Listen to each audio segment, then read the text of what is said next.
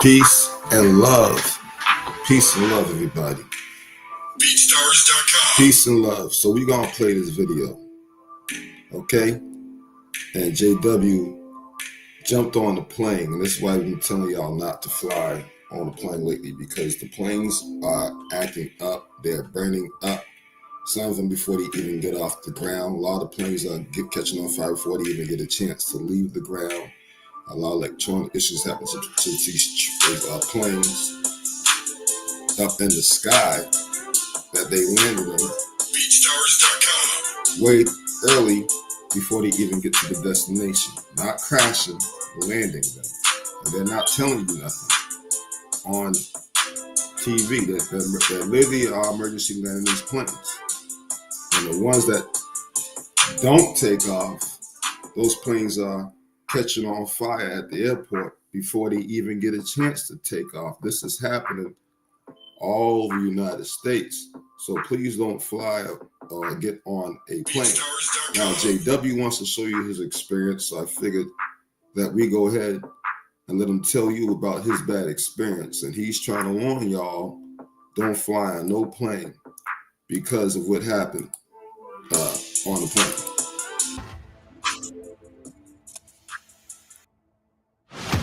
So as soon as the flight starts, right out the gate, I look to the left, probably only a few minutes into the flight, and here is right all over the mountains.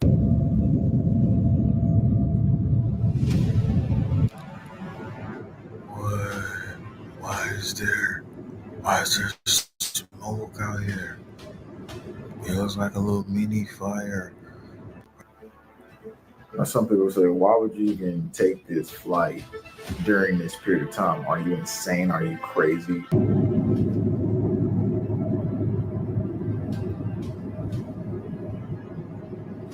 Little do we know that in a few minutes, our entire plane is about to get turned around and diverted.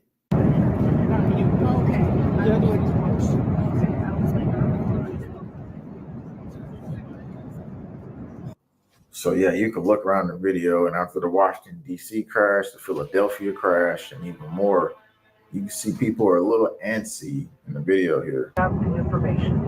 All we know is that we need everyone to remain seated with seatbelts securely fastened because we will be landing soon. We're landing in Phoenix? Yeah. So So at this point, everybody's looking around and like, what is going on? And why are we making this sudden U-turn all of a sudden? And little do we know, back in the seat behind us, emergency. I'm at the gate here in a couple seconds, and we'd like to ask you to please remain in your seats while the paramedics come on board and check things out. And yeah, we'd really appreciate that. Thanks.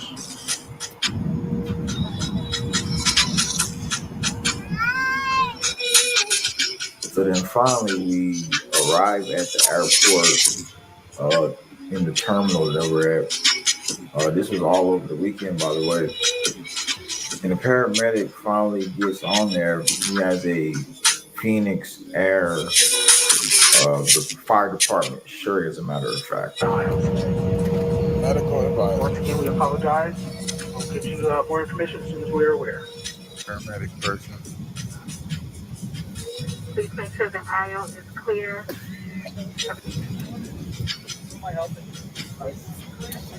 All the way back? That's what I thought.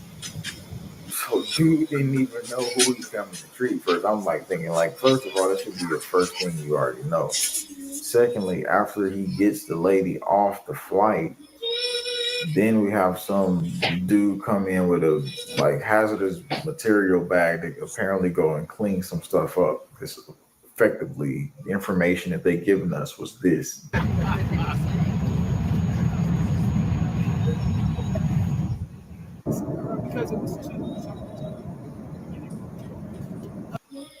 I just happened to have my camera on the low and listening to what the male flight attendant was saying next to us about the situation.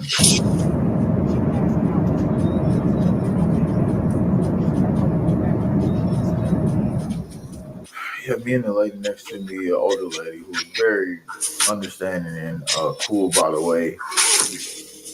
We just talked about the crash that was happening with the planes. And meanwhile, we're in the air and we hear about the nationwide glitches happening or a system down that you see on screen. So we're like, wait, is this something to do with that? Or is this really the situation that they're saying it is? Because we were grounded for about almost 2 hours waiting for maintenance to come, is what they told us. Maintenance needs to come. They said it would be refueled. Refueling didn't take that long.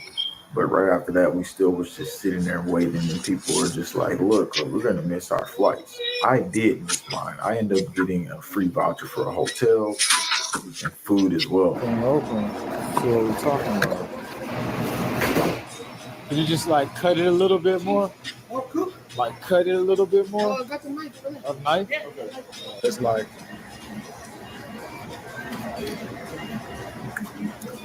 Okay, the Italianos, pretty good. you know, the dude cool. He looks like slightly like an older Mario. But it was the fact that we were grounded for such a extended amount of time. So in the end game of it all, I would say, is it safe to fly right now? No. Secondly, would I recommend you fly right now? And that's based on how you feel. I had spiritual discernment and I believe I was protected with prayer. And it was my certain time to go see important people in my life. So I wasn't going to delay that. But either way, it got delayed anyway. So that's probably just God working in mysterious ways. I just feel like we're always protected and connected. Okay, but now I want you to look over here on screen for me. And how would a plane cause a crater in the ground? But I mean, I guess from the crash it could cause that, but I'm not 100% sure because people think something exploded in the Philadelphia area. What do you think here as we're looking at this drone footage? It's very highly suspect and strange here. But from the aviation people, from people who are good at analyzing crashes, we want to hear from you and just general public at large. And I'd like you just to thumb this up because as we look at this right now, actively, we've had so many events happen these last couple of days. I think this is something important internally we should be doing spiritually, putting God first, putting family in this localized community group where we're having these discussions about how we want to navigate and move through the certain situations coming. But we can't live in fear because that same fear will cause us to not be able to achieve certain things in the next coming months that we want to achieve, maybe for our businesses, maybe for just family meetings. That's why I took mine, because I know there's something in the area, some fear harvesting energy going on right now. And they're doing that for a reason. The planets are lined up. 2025 Deagle reported the population. Before they do a big event, they do a mass fear harvesting because of everything that's been going on. I just want us to continue to stay in prayer together, get this fear out of the atmosphere. We need to just, share our own experiences with each other. I think this is what's important about our everlasting journey of life. I'm trying to help you through my experience see a different perspective of the world right now. It's up to you to view what sector of the world you want to view it as. I'd rather have dangerous freedom than peaceful slavery. Subscribe to this channel. We'll have much more experiences and much more news breaking down. You can catch all the things you missed, our investigations on the ground that they're really hiding from you.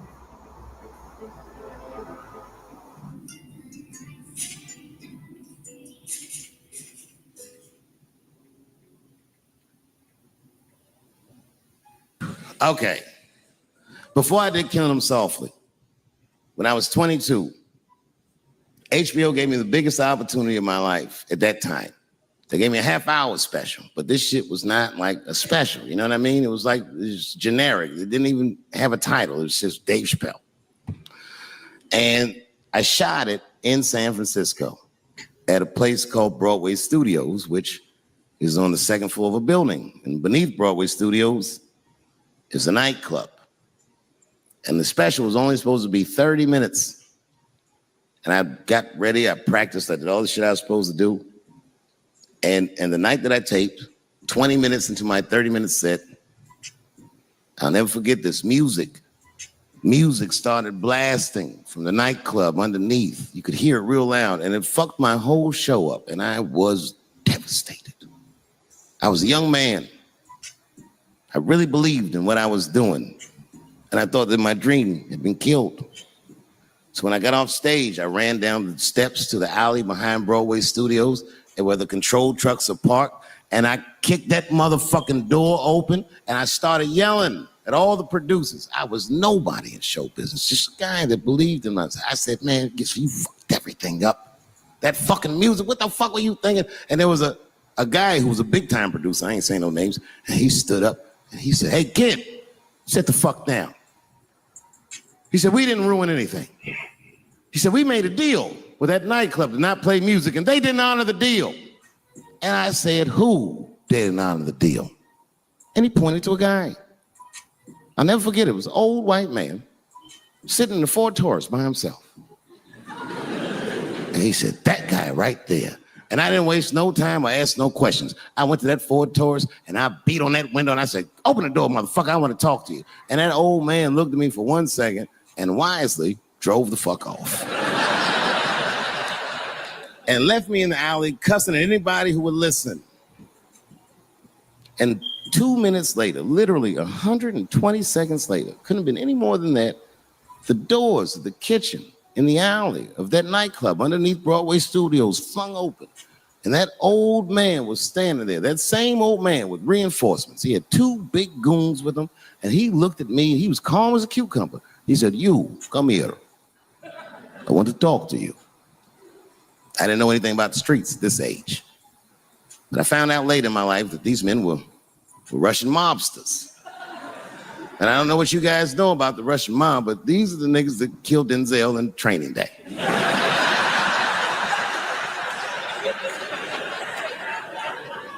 And all the producers knew what I was up against. They said, Dave, do not go in there. And I said, fuck y'all. And I walked right into that kitchen, and they closed the doors behind me, and it got dark as fuck in there. And I knew, I'm not dumb, I knew I was in a bad situation.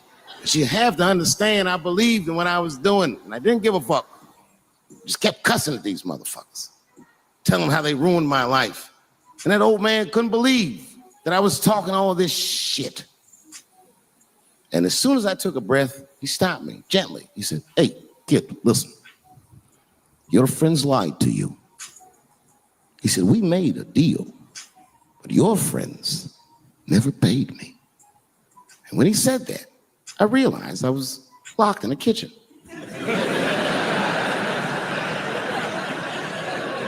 I realized he was telling the truth, which would make me wrong. And the very moment that I realized I was wrong for the first time, I was afraid. You see, it's a funny thing if you believe you're absolutely right. You can get drunk off the feeling of how right you are. That's why gay people are so mean.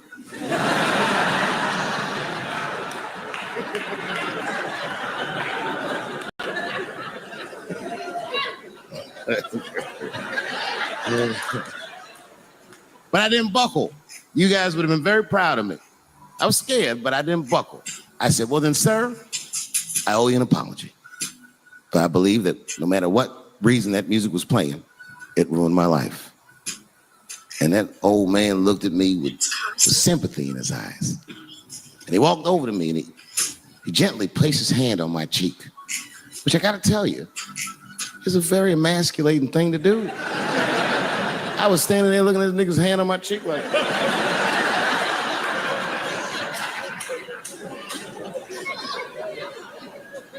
and he said, you are a real man. He tapped me on my cheek. Real soft. Just like that. The doors opened back up. The light from the alley flooded into the kitchen. And I just walked out alive. I lived to fight another day. And in that moment, I learned one of the most valuable lessons of my life, and I have to share it with you. And that lesson is this. In your life, in any given moment, the strongest dream in that moment wins that moment. I am a very powerful dreamer. Yeah, I'm not lying.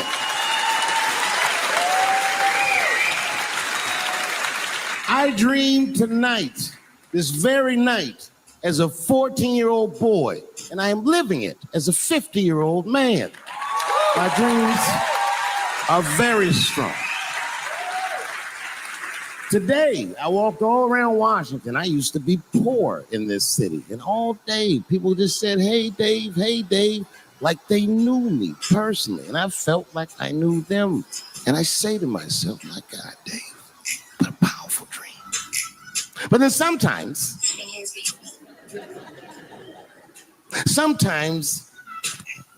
I feel regular. Feel like myself. Maybe I'll smoke some weed and be in some nightclub and feel shy. But I'll look across the nightclub and I'll see some guy that no one's ever heard of. But this nigga worked all week and got bottle service. And there's bitches bringing Moet with sparklers to him. And I picture in my mind he's Persian. He's doing some kind of weird Persian dance. And he got 6 bitches at his table because he got so much liquor. And they all call him saying, go Cena, go Cena. And I'll be looking across the room like, oh my God, I'm in that guy's dream. I can hear him telling his friends, hey, how was the club last night? Man, that shit was fantastic. I had bottle service. I seen Dave Chappelle across the club looking at me like, ooh, who is that? And that's the trick to life. You have to be wise enough to know when you were living in your dream. And you have to be humble enough to accept when you're in someone else's. That's why I don't judge between Will Smith and Chris Rock, because you guys look at them as big ideas, but I look at them as fellow dreamers. I can't judge between them because I see myself in both of them. I am Will Smith. I am the man that cannot take it anymore and will slap the shit out of the next person that says a crossword to me or somebody that I love. And I am Chris Rock. I am the man that can get slapped in front of the whole world and keep my composure so I don't fuck anything up. That is what men do. Men make boundaries. Men enforce boundaries. And men test boundaries. And no man tests more boundaries than a trans man.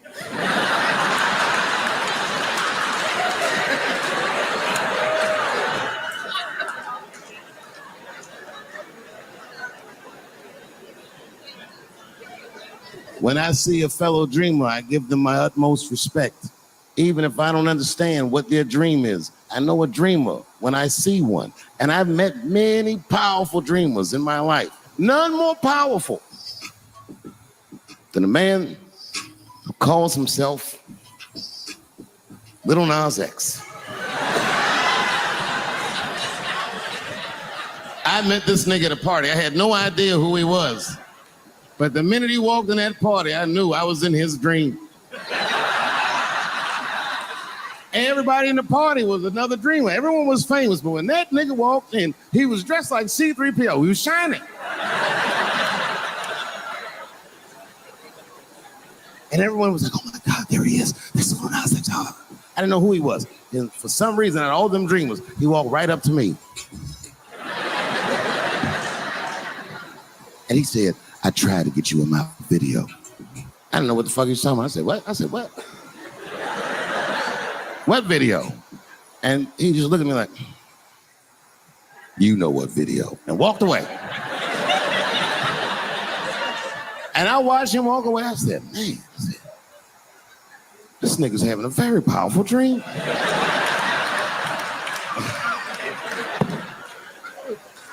You know what it reminded me of?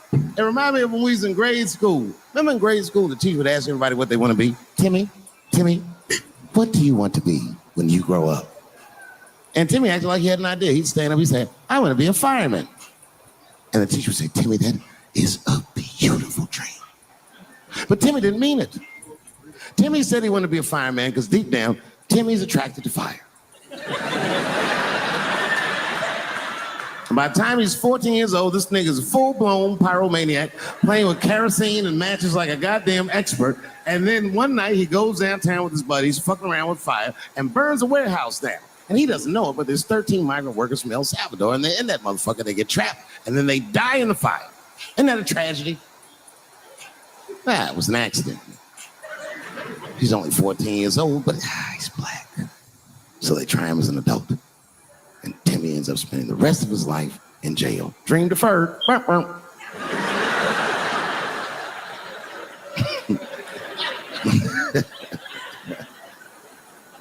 What about you, Billy? Billy, what do you want to be when you grow up? And Billy stands up and he says, I want to be president of the United States. And the teacher says, oh my God, Billy, that is a wonderful dream. And Billy means that shit. Billy does everything right. That motherfucker gets his grades up. He joins student government. He even does extracurricular activities like show choir just to make his resume look good. He's on track to be president, but junior year he wipes. When he's 16, he gets his girlfriend pregnant and has to drop out of high school to make ends meet. But lucky for him, the local Walmart's hiring. By the time he's 20 years old, this motherfucker makes assistant manager at Walmart. He's the youngest one in the district. He says, oh my God, if I can keep this up for 4 more years, I could be a manager. And if I can keep this up for 6 more years after that, I could even be a regional manager and have as many as 3 Walmarts under my control. And he's a big picture guy. He sees where this path is going, so he kills himself.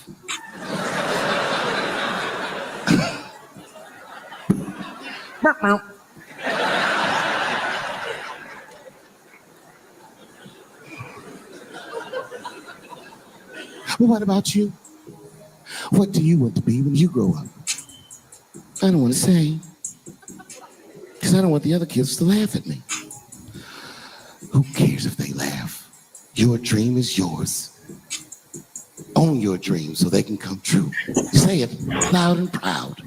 What do you want to be when you grow up? Little Nas X. And that nigga stood up in front of the whole class. I want to be the gayest nigga that ever lived. I want to do a music video and slide down a stripper pole all the way to the depths of hell and suck the... Okay. All right. Had to jump back up here. Okay, sorry about that, y'all. Unless it was even going on. It must have just jumped on. All right.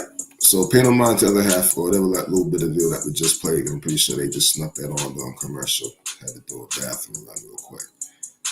But basically what I was showing y'all and did show y'all was to warn y'all not to fly.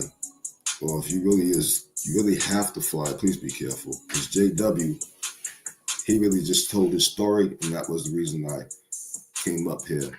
So that he could warn y'all, really, because he is warning people not to fly. And he wants to know everybody's take on it. Due to the fact that his plane, the whole wing of the right side caught on fire as it was about to take off. Also, there's some component that is malfunctioning all across the United States. It's probably malfunctioning all across the world, to be honest with you, but we definitely do know here it's malfunctioning at every airport in the United States.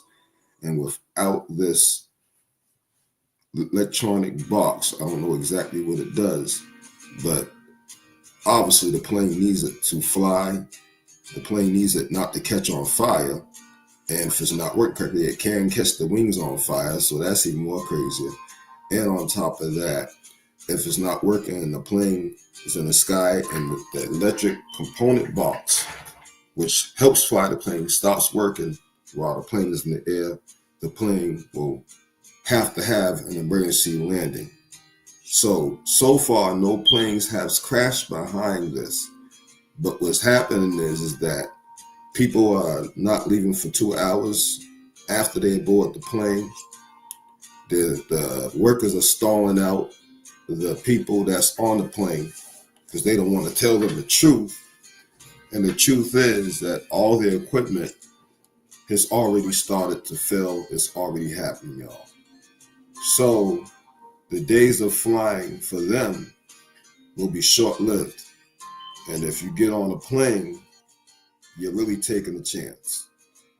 So you've seen Dave W's plane, a wing catch on fly. Remind you, this is after he was on the plane for 2 hours, sitting there after they boarded the plane and maintenance was stalling out. And whatever the black box is, if it's not functioning, there must be some chemical in there, because you heard there was a big commotion going on a plane, a couple of sections. But in JW's section, he said a lady passed out. So I don't know if it's releasing chemicals, which most likely is the case, but I can't say definitely until I have the cold hard fact evidence on that. Now, many of you would say that's evidence enough. To me, the evidence is that the planes are malfunctioning. The plane boxes are also malfunctioning. Their wings are catching on fire. The boxes are catching the wings on fire. And they're not letting the planes get up in the air. And when the planes get in the air, they're malfunctioning in the air. And the planes have to do emergency landing, but no planes have crashed as yet behind it. So don't get on a plane. It is not a good idea to get on a plane right now. Everything's changing, and they are no longer going to be permitted to fly the air anymore. This was basically happening. All right. Also, the reason they're doing a lot of these, they're lying about what's really going on as far as some of the asteroids hit the Earth, which we know what time it is. And they, instead of telling you the truth, they want to tell you planes and missiles and all this other bullshit, which they obviously lied. They obviously lied. We now know the chopper did not fly into the plane on purpose. We now know the chopper was actually not trying to fly into none of all the 8 planes, although it did hit one of the planes, the 8th or 9th plane it hit. Its equipment was malfunctioning. And your American government was too embarrassed to tell you, just like they're too embarrassed to tell you that their fighter jets are malfunctioning. And they need to have a whole new fleet of them made, right? But they don't put that on mainstream media. That only happens on certain small medias, and then guys like me and other guys, we go search it out and find it, report it to y'all. That should be, though I guess if I was them, I wouldn't put it on natural news, because then other countries would see that. But common sense would tell them if they're having that problem, all the other countries are having the same exact problem they're having. So it ain't like they hiding something. They'll only be admitting that, just like the other countries, they're falling. Peace and love, y'all. All right? So if you haven't seen it from the beginning, run it back and watch all of JW, what he had to say about that. And I noticed the way he was sitting and talking. You can tell that plane incident, the plane he was on that ended up not taking off at all, he felt very bothered by it.